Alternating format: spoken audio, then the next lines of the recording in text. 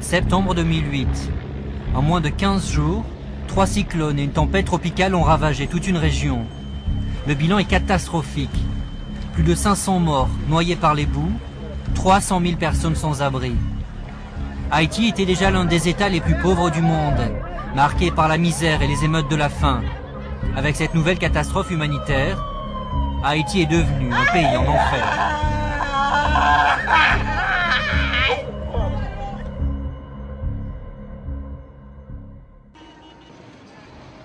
Port-au-Prince, la capitale d'Haïti.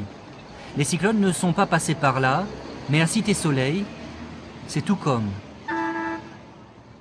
Cité Soleil est le bidonville le plus dur du pays. C'est ici qu'ont démarré les premières émeutes de la faim. Avant même les tempêtes, la population haïtienne souffrait de la crise alimentaire mondiale. Les prix des produits avaient plus que doublé. Anabi fait partie de ces habitants qui ont dû se résoudre à développer un terrible commerce. On passe l'argile dans un tamis pour enlever le sable et les cailloux.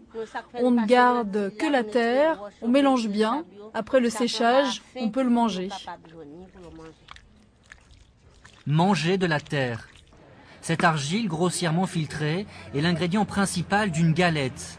Cette galette est à la base de l'alimentation des Haïtiens les plus pauvres. Une galette de terre. C'est de la nourriture, de l'argile, du sel, un peu de boue. C'est pour manger.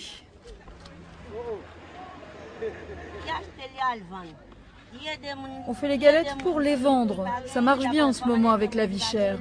On vend les galettes 2 centimes d'euros au grossiste, qui les revend 3 centimes sur le marché.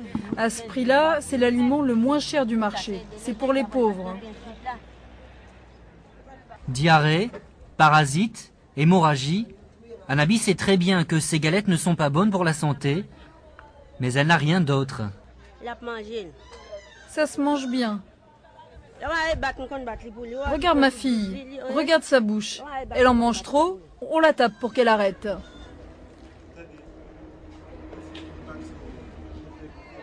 Ces galettes de terre, Anabi les vend facilement. Mais sur le marché, la question est taboue. Les clients ont le plus souvent honte de devoir en manger. Devant la caméra, certains prétendent même s'en servir comme savon. L'argile est bonne pour la peau. D'autres, les vendeurs, se cachent. Un seul est fier de nous expliquer son commerce.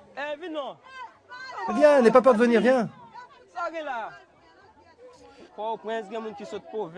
Les gens viennent de tout le pays, de toutes les provinces. Legoland, de Tiboua, de Jacmel, même de Saint-Domingue.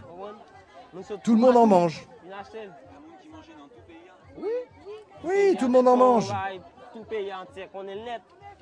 Même si c'est pas bon, la vie chère fait que les gens sont obligés de manger de la boue. Il y a aussi un peu de beurre dedans, il y a même du sel.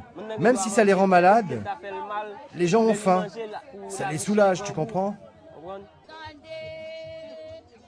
Des galettes de boue pour les damnés de la terre.